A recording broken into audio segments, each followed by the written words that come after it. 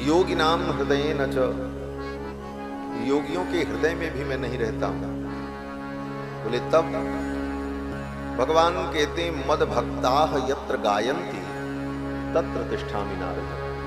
हे नारद, मेरे भक्त जहां मेरा गुणगान करते हैं, कीर्तन करते हैं, मेरी उपासना पूजा करते हैं, उन भक्तों के बीच में ही मैं रहता हूं। और भक्तों के बीच में रहने के लिए ही भगवान अपना वैकुंठ छोड़कर, और कम करो आवाज भारी,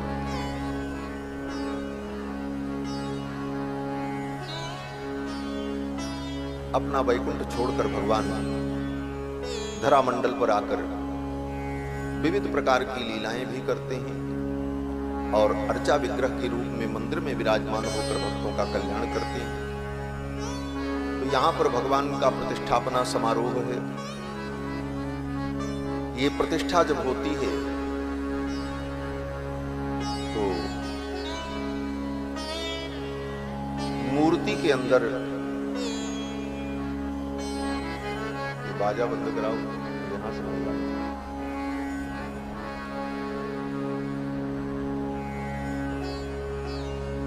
श्री सीतारामचंद्र भगवान की जय।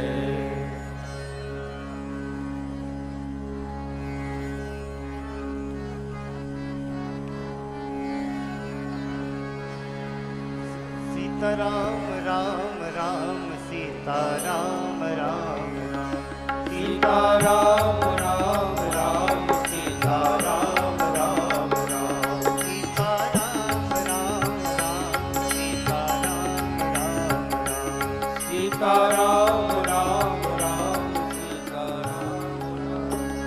श्री सीतारामचंद्र भगवान की जय। ऐसा युग आ गया कि आज के युग में धर्म और भक्ति का मतलब लोग यही समझते हैं, खूब चिल्लाना, हल्ला करना, बाजा बजाना, पटाखे दगाना, नारे लगाना, ये धर्म नहीं है।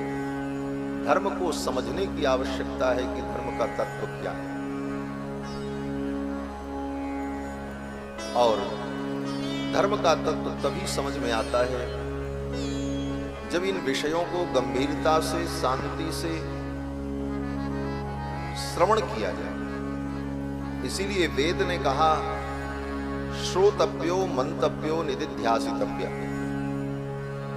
पहले श्रवण करने का हम अभ्यास करें,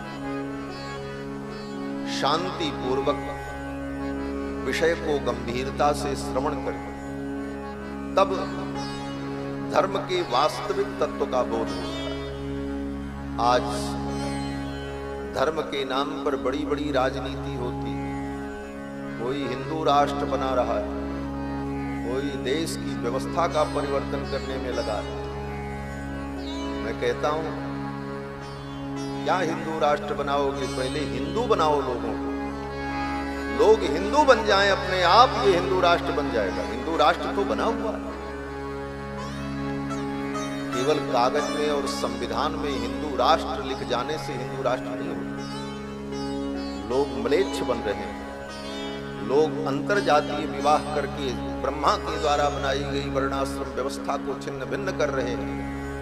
आहार की शुद्धि समाप्त हो गई, मनमानी संतानों को, वर्ण संकरों को उत्पन्न करके कुल का विनाश कर रहे हैं। मंदिर की मर्यादाएं समाप्त हो रही हैं। नदी तीर्थ जो है पर्यटन स्थल बनते चले जा रहे हैं। वहां पर भी जाकर के तीर्थों में लोग केवल अय्याशी और एंजॉय कर रहे हैं। ऐसी स्थिति में तुम कौन सा हिंदू राष्ट्र बनाने का संकल्प लेकर के घूम रहे हैं? विचारणीय विषय। हम धर्माचारी हैं, इसलिए इन विषयों पर संकेत करने का हमारा दायित्व भी है और अधिकार भी है। लोग हिंदू बने तो अपने आप हिंदू राष्ट्र बने। हिंदू एक जीवन पद्धति है, हिंदू एक संस्कृति है, हिंदू एक सिद्धांत है। उस सिद्धांत को, उस संस्कृति को जानकर उस तरह का हम आचरण करते हुए जीवन व्यतीत करें, हम अपने नागरिकों को उस प्रकार का हिंदू बना सकें, तो ये हिंदू राष्ट्र बना हुआ। आज स्थिति ये है, हिंदू को यही पता नहीं है संध्या क्या होती है, संध्या वंदन किसे कहते हैं, आहार की शुद्धि क्या है ये तक नहीं पता, क्या खाना चाहिए क्या नहीं खाना चाहिए। सामान्य चीजों के ज्ञान से लोग रहित होते चले जा रहे हैं और हिंदुत्व के नाम पर बचा क्या, केवल झंडा और डंडा और गले में एक लाल रंग का गमछा और दाहिने हाथ की कलाई में एक मुट्ठी कलावा। इतने प्रदर्शन मात्र से व्यक्ति हिंदुत्व की रक्षा करने के लिए निकला। विचार करो, घोर समय आया है महाराज। ऐसे घोर कलिकाल में सही दिशा प्राप्त हो तब हम कोई कार्य कर पाएंगे।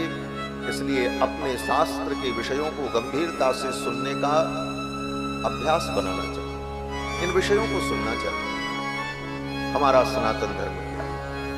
मंदिर भी एक मर्यादा है और शास्त्र सिद्धांत के अनुसार मंदिर में जब प्रतिष्ठा होती है तो भगवान विराजमान होते हैं और केवल अपने मन से सब काम कर लो तो फिर वो मंदिर नहीं रहता, वो म्यूजियम बन जाता है। और अपने मन से आप सब करते रहेंगे तो कुछ दिन बाद ऐसा भी आएगा कि मंदिर में टार्च से आरती होने लग जाएगी।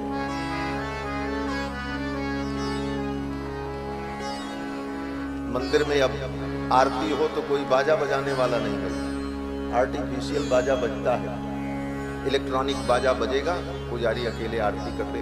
कुछ दिन बाद उसकी भी जरूरत नहीं पड़ेगी, लोग कहेंगे वैज्ञानिक युग आ गया है। दीपक जलाने से और अगरबत्ती जलाने से वातावरण प्रदूषण होता है, सांस लेने में परेशानी होती है।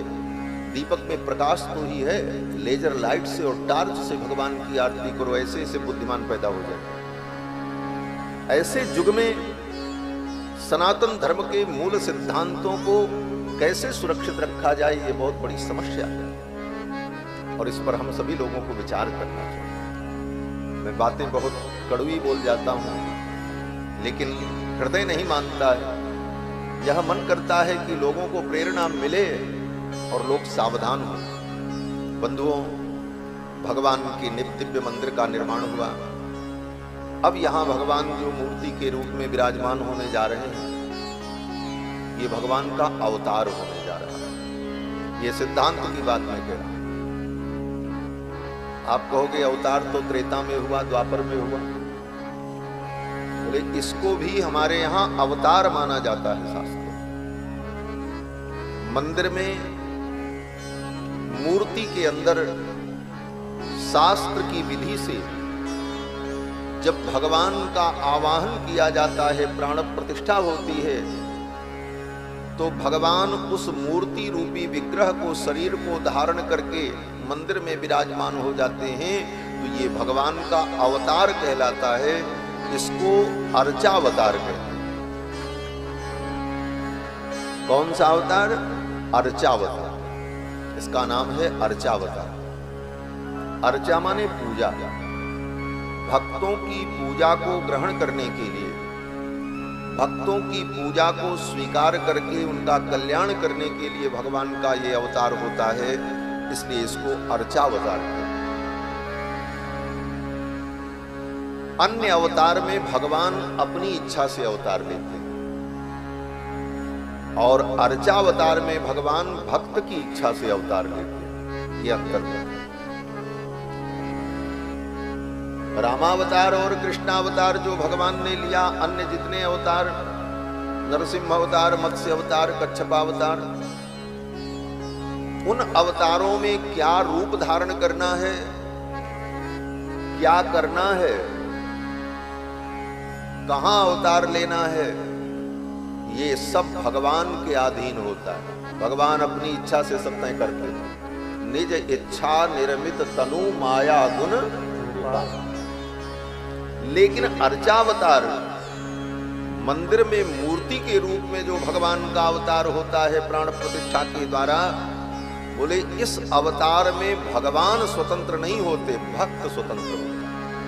भक्त जैसा चाहे भगवान को, कि इतने बड़े भगवान हो, काले रंग के हो, लाल रंग के हो, श्वेत पाषाण में हो, धातु की प्रतिमा में हो, खड़े हुए हो, बैठे हुए हो, भक्त जिस प्रकार से चाहता है उस प्रकार से भगवान का अवतार होता है अर्चावतार। तो यह अर्चावतार पूर्ण रूप से भक्त आधीन अवतार है। भक्त जैसा चाहे, हम अमुक शहर में भगवान को प्रकट करेंगे तो भगवान उस शहर में प्रकट हो। अन्य अवतारों में तो भगवान निश्चित स्थान पर ही प्रकट होते हैं। रामावतार में अयोध्या में ही प्रकट होंगे, कृष्णावतार में मथुरा में ही प्रकट होंगे। लेकिन अर्चावतार के रूप में जो भगवान का प्राकट्य मूर्ति में होता है, ये अर्चावतार कहीं भी हो सकता है। भक्त जहां चाहे जिस शहर में मंदिर बना करके प्रतिष्ठा कर दे, वहीं भगवान का अवतार है। इस अवतार में भगवान पूर्ण रूप से भक्त के अधीन होते। अर्चकाभिमतितः स्वीकुर्वते विग्रहम् पूजां चाखिल वांछितान् वितरते श्रीशाय तस्मै नमः। आचार्य वर्णन करते हैं कि अर्चकाभिमतितः, अर्चक के अभिमत होकर, वो जैसा रूप चाहे, जैसी लंबाई चाहे, जैसा विग्रह चाहे, जिस रूप में चाहे, भगवान उसी रूप में उसके अधीन हो जाते हैं और पूर्ण अधीन हो जाते हैं। भगवान के इस अर्चावतार के बाद भक्त भोग लगावे तो भगवान भोग लगाते हैं, भक्त आरती करे तो भगवान की आरती होती है, भक्त शयन करा दे तो शयन करते हैं, नहीं शयन कराया तो भगवान जगते रहते हैं, पूर्ण अधीन हो जाते हैं। ऐसा स्वरूप हमारे आचार्यों ने चिंतन किया कि भगवान की भक्त वत्सलता देखो, अपने भक्त के लिए भगवान अपने को भक्तों के अधीन कर दिया। यद्यपि श्रीमद्भागवत महापुराण में भगवान ने अम्बरीश की कथा के प्रसंग में दुर्वासा जी से कहा, अहम भक्त पराधीनो। हे दुर्वासा जी, अहम भक्त पराधीनो, मैं अपने भक्त के अधीन हूं। अधीन ही नहीं हूं, पराधीन हूं। अधीन और पराधीन में भी अंतर होता है। जो संस्कृत भाषा है, यहाँ एक एक शब्द में एक एक अक्षर घटने बढ़ने और एक मात्रा के घटने बढ़ने से नए नए अर्थ प्रकट होते हैं। उपसर्गेण धात्वर्थो बलादन्यत्र नीयते, एक उपसर्ग लग जाए तो धातु का अर्थ, शब्द का अर्थ बदल करके कुछ विशिष्ट हो जाता है। तो भगवान भक्त के अधीन होते हैं, ये सामान्य बात है। भगवान कहते हैं अहम भक्त पराधीन, मैं भक्तों के पराधीन हूं। पराधीन माने भक्तों के पूर्ण अधीन हो जाता हूं, हम अपनी स्वतंत्रता को मैं समाप्त कर देता हूं। अहम भक्त पराधीन। लेकिन अर्चावतार में तो भगवान इसको चरितार्थ करके दिखा देते हैं। अर्चावतार में भगवान अपने भक्तों के पूर्ण अधीन हो जाते हैं। तो ये भगवान का अर्चावतार होने जा रहा है। वेद मंत्रों के द्वारा भगवान की प्राण प्रतिष्ठा।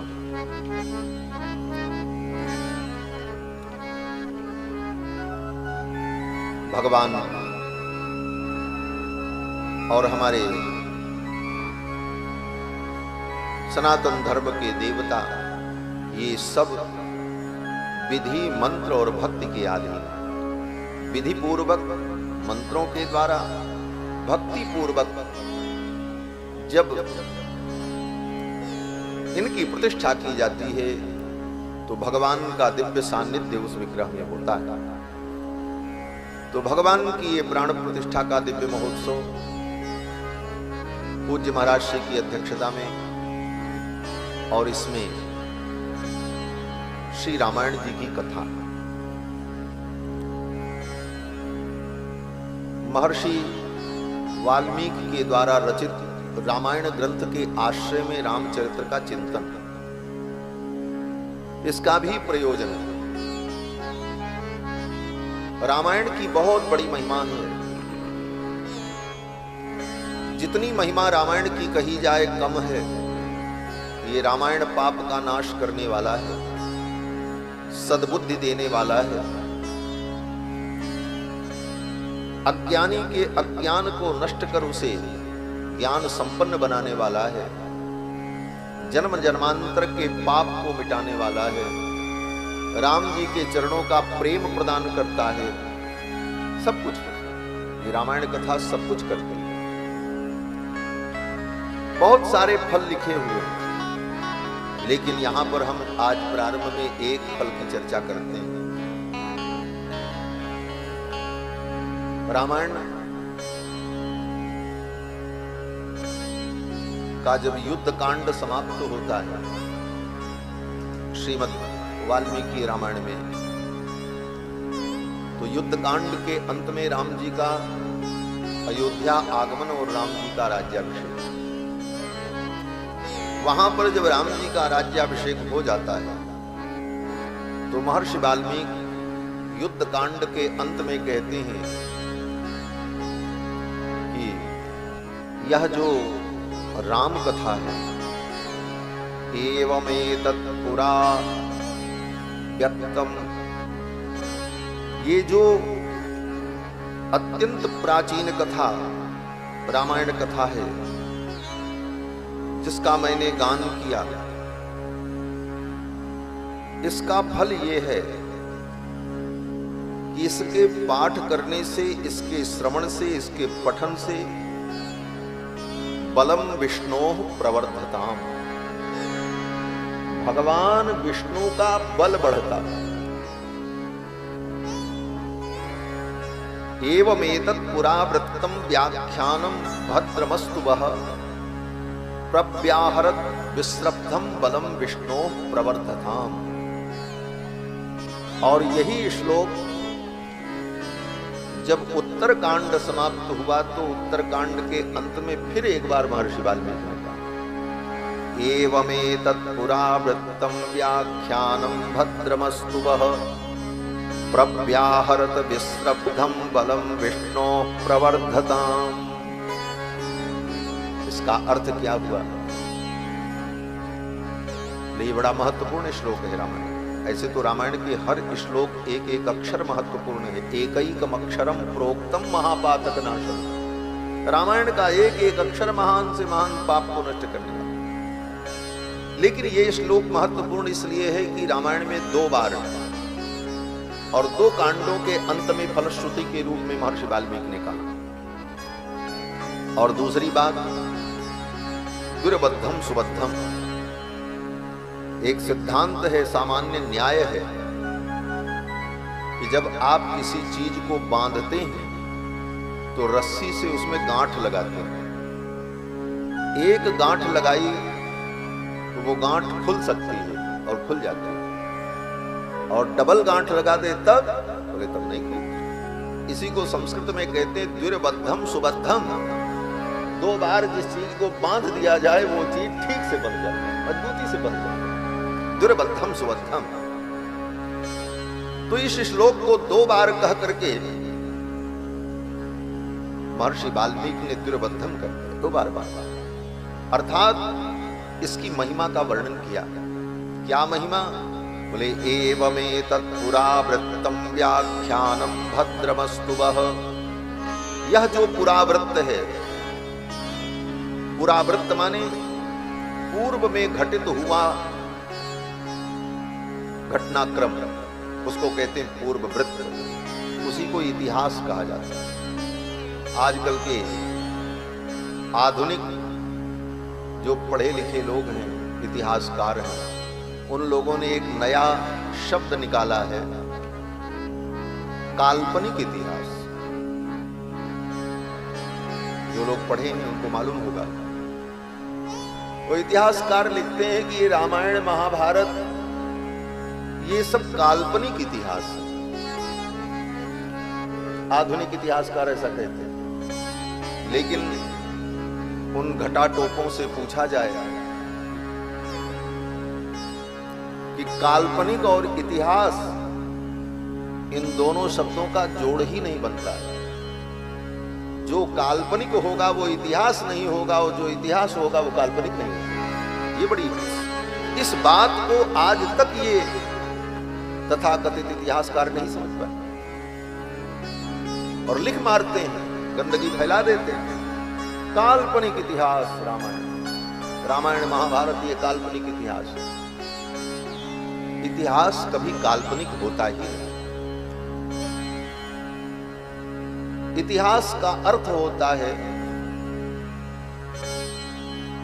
तीन शब्दों के मिलने से इतिहास शब्द बनता है। इति प्लस हा प्लस आस, इतिहास, तीनों को मिलाया तब बना क्या? इतिहास। अब इन तीनों का अर्थ क्या है? इति माने इतना, इति माने इतना, माने यहां तक ये चीज इति। हा माने निश्चित रूप से, हा का अर्थ होता है निश्चित। केवल हा लिखा हो कहीं वैदिक ग्रंथ में, पौराणिक ग्रंथों में, तो हा का मतलब होता है निश्चित। तो इति हा, इति माने इतना, हा माने निश्चित रूप से, आस माने घटना घटित हुई, ये हुआ, इसका नाम हुआ इतिहास। सत्य घटना को इतिहास कहा जाता है, काल्पनिक घटना को इतिहास नहीं कहा जाता। इतिहास का मतलब होता है सत्य घटना, पूरा वृत्त जो पहले चरित्र हो चुका है, उस सत्य घटना को इतिहास कहते हैं। इसलिए काल्पनिक इतिहास ये शब्द ही गलत है। और इतिहास हमारे यहां सनातन धर्म में दो इतिहास हैं, एक रामायण और एक महाभारत। ये दो ग्रंथ इतिहास ग्रंथ कहलाते हैं, इनको इतिहास ग्रंथ कहा जाता है। ये पुराण नहीं है। बहुत से लोग जो नहीं जानते हैं, हमने कई बार मंचों पर देखा, श्री भागवत महापुराण की जय, तो बोलते हैं रामायण पुराण की जय। रामायण पुराण नहीं है, पुराण एक अलग विद्या है। 14 विद्याओं में पुराण विद्या एक अलग विद्या की कोटि में मानी जाती है। और पुराणों का अलग लक्षण है। पुराण के 10 लक्षण बताए गए। अत्र सर्गो विसर्गश्च स्थानम पोषण ऊतयः मन्वंतरेशानुकथा इत्यादि जो लक्षण कहे गए हैं 10 प्रकार के, वो 10 प्रकार के लक्षण पुराणम 10 लक्षणम, वो 10 प्रकार के लक्षण जिस ग्रंथ में घटित होते हैं उनको पुराण कहा जाता है। ऐसे ही मनमाना नहीं है, किसी ग्रंथ का कोई नाम रख दिया गया, सबके पीछे सिद्धांत है, कारण है। तो 10 लक्षण से युक्त जो ग्रंथ है वो पुराण है, जिसमें सर्ग विसर्ग, सर्ग माने सृष्टि, विसर्ग माने विशेष सृष्टि, यत्र सर्गो विसर्गश्च स्थानम, अनंत अनंत ब्रह्मांडों का वर्णन, ब्रह्मलोक, सूर्यलोक, चंद्रलोक, इन सब का वर्णन जिसमें, पोषण, इन ब्रह्मांडों में रहने वाले जीव का पोषण किसके द्वारा होता है उस विषय का वर्णन। ऊतयः, जीव की जन्म जन्म की कर्म की जो वासनाएं हैं उन वासनाओं का परिणाम क्या होता है इसका वर्णन।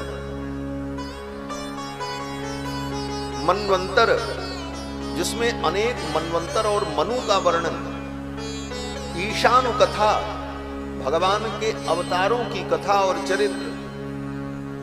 और निरोधो मुक्तिराश्रयः, निरोध अर्थात ये संसार का बंधन कैसे छूटेगा, ये अज्ञान कैसे टूटेगा, इसका वर्णन जिसमें हो। मुक्ति, मोक्ष किसे कहते हैं, इसका विचार जिस ग्रंथ में किया गया हो। आश्रय, इन सब का जो आश्रय तत्व परमात्मा है उसका निरूपण जिस ग्रंथ में किया गया हो, ऐसे ग्रंथ को पुराण कहते हैं। ये पुराण की परिभाषा है। पुराणम 10 लक्षण, तो पुराण अलग ग्रंथ है और इतिहास, बोले इतिहास अलग ग्रंथ। ये श्रीमद् वाल्मीकि रामायण ये इतिहास ग्रंथ है और महाभारत दूसरा इतिहास ग्रंथ है। हमारे सनातन धर्म में 2 ग्रंथ इतिहास ग्रंथ है। एक त्रेता युग का इतिहास है और एक द्वापर युग का इतिहास। और इन दोनों इतिहास में रामायण श्रेष्ठ इतिहास माना जाता है। इतिहास श्रेष्ठेन रामायणेन, ऐसा कहा आचार्यों ने। ये रामायण इतिहास श्रेष्ठ है। अब दूसरी बात, इतिहास ग्रंथ का विषय क्या होता है, पुराण का तो बता दिया।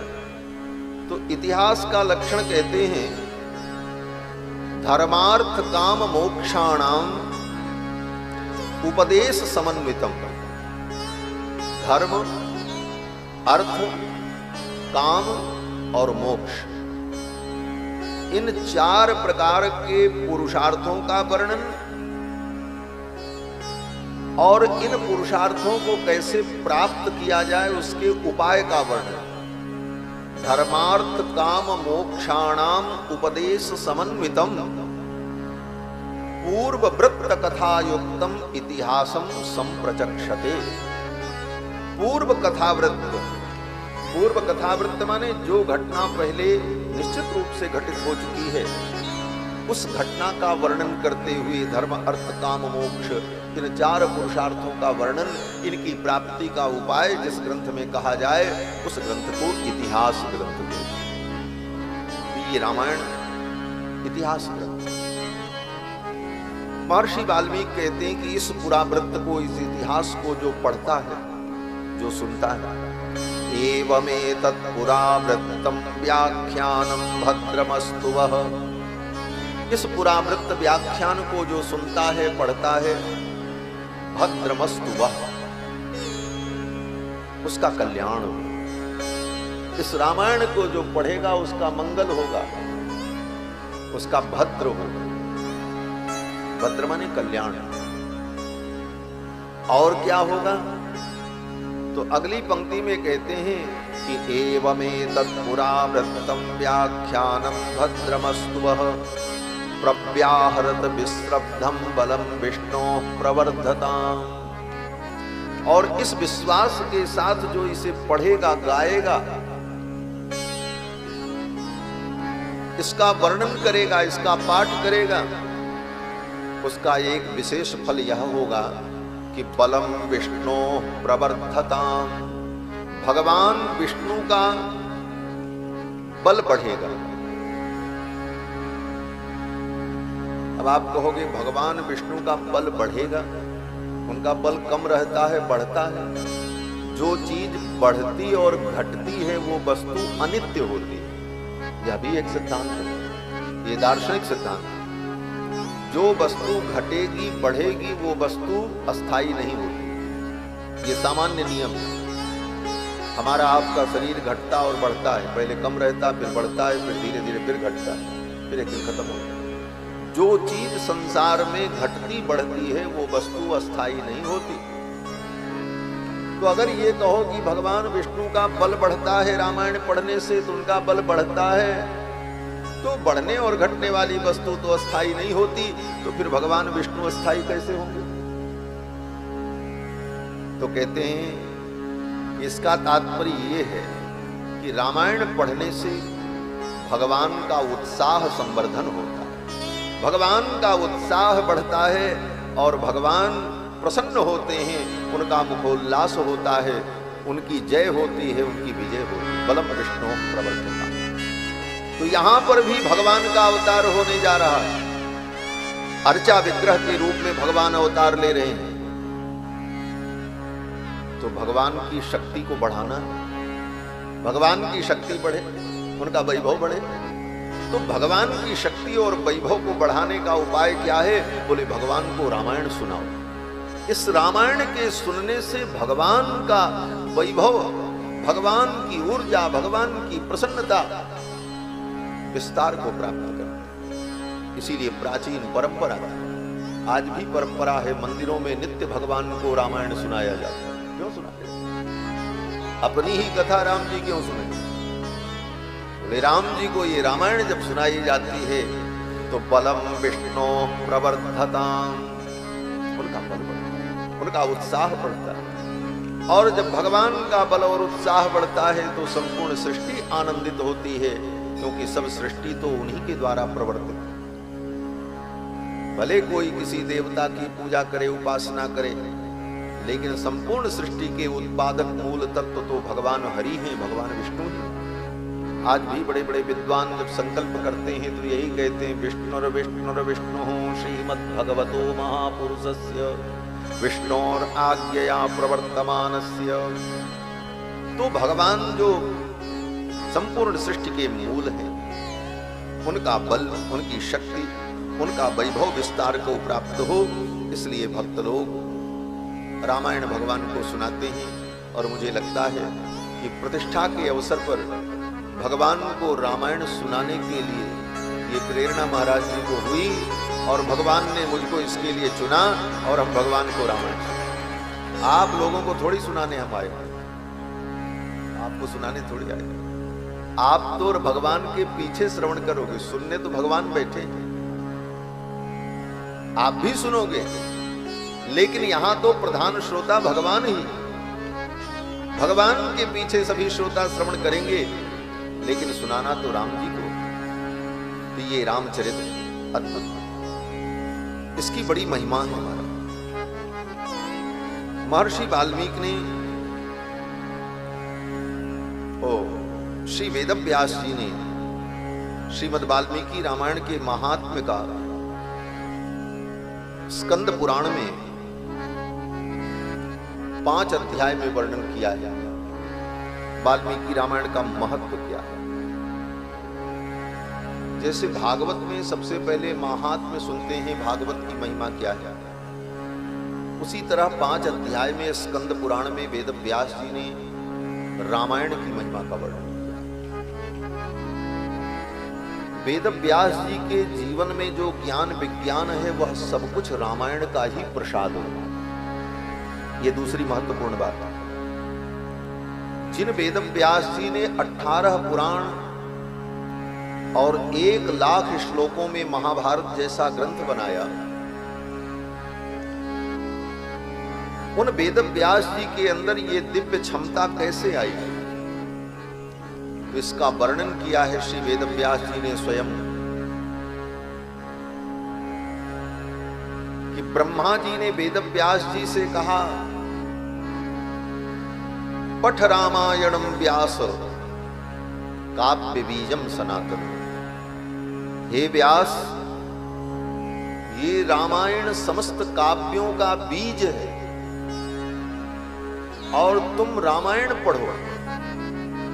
और जब रामायण पढ़ोगे तो रामायण पढ़ने से तुम्हारे अंदर काव्य करने की, काव्य की रचना करने की शक्ति उत्पन्न होगी। बिना रामायण के अनुग्रह के, बिना रामायण की कृपा के तुम्हारे अंदर कवित्व शक्ति प्राप्त नहीं हो सकती।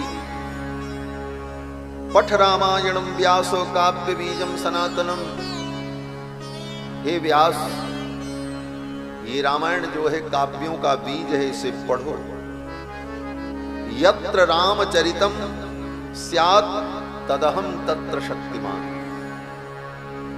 और तब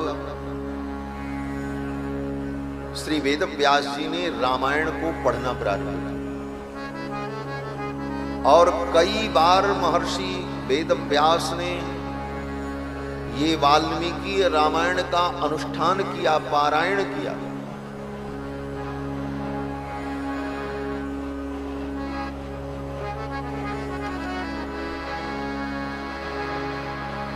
श्री सीता रामचंद्र भगवान की जय।